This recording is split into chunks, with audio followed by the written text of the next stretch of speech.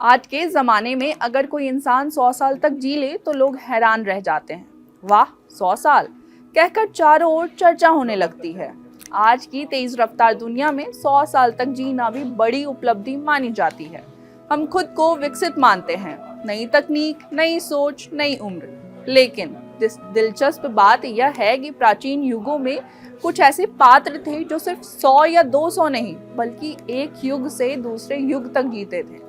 और यही बात हमारे दो महान ग्रंथ रामायण और महाभारत को एक अद्भुत धागे से जोड़ती है। सोचिए, समय बदलता रहा, राजा बदलते रहे, धर्म युद्ध होते रहे, लेकिन ये कुछ पात्र ऐसे थे जो सदियों तक जीवित रहे। और इनकी कहानियां बताती है कि भारत की महागाथाएं अलग अलग नहीं बल्कि एक ही सांस्कृतिक नदी की दो धाराएं हैं। सबसे पहले आते हैं हनुमान जी, भक्ति, शक्ति और अमरता का जीता जागता रूप। रामायण में उनका पराक्रम सब जानते हैं, सीता की खोज, लंका दहन, संजीवनी। लेकिन उनकी कहानी यहीं समाप्त नहीं होती। महाभारत में वही हनुमान जी भीम से मिलते हैं और अर्जुन के रथ पर ध्वज के रूप में विराजमान होकर पांडवों की रक्षा करते हैं। मानो वो कह रहे हो, भक्त और वीर जहां भी हो मैं वहीं हूँ। फिर भी परशुराम जी, जो वास्तव में समय के पार खड़े होने वाले ऋषि योद्धा हैं, रामायण में वो प्रकट होकर राम के सामर्थ्य को पहचानते हैं और महाभारत में वे भीष्म और कर्ण जैसे योद्धाओं के गुरु बन जाते हैं। परशुराम दोनों युगों को जोड़ने वाले ज्ञान और शक्ति के पुल हैं। देवी गंगा, जिनका प्रवाह सिर्फ धरती को ही नहीं बल्कि हमारी कहानियों को भी जोड़ता है। रामायण में उनका अवतरण भागीरथ की तपस्या से जुड़ा है और महाभारत में वही गंगा भीष्म की माता बन जाती है।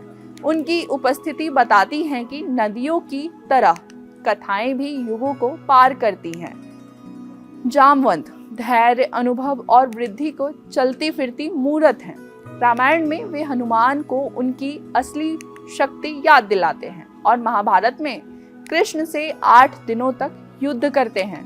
अंत में अपनी बेटी जामवंती का विवाह कृष्ण से कराकर दोनों ग्रंथों को एक पारिवारिक बंधन में जोड़ देते हैं। और विभीषण, रावण के बाद लंका के राजा, लेकिन धर्म के मार्ग पर हमेशा अड़े।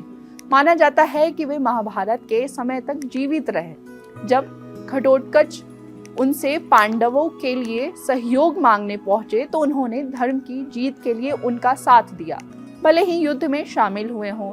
अंत में आते हैं महर्षि वशिष्ठ, जिनका ज्ञान युगों से परे है। रामायण में वो अयोध्या के कुलगुरु हैं और राम के गुरु हैं, और महाभारत में उन्हीं के श्राप से जन्मे 8 वसु आगे चलकर भीष्म के रूप में महागाथा की धुरी बनते हैं।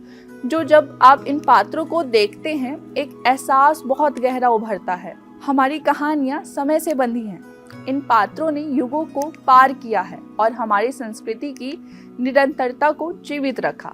रामायण और महाभारत भले 2 अलग महाकाव्य हों, लेकिन इन अमर पात्रों की वजह से ये एक ही अनंत कथा को 2 अमर अध्याय बन जाते हैं।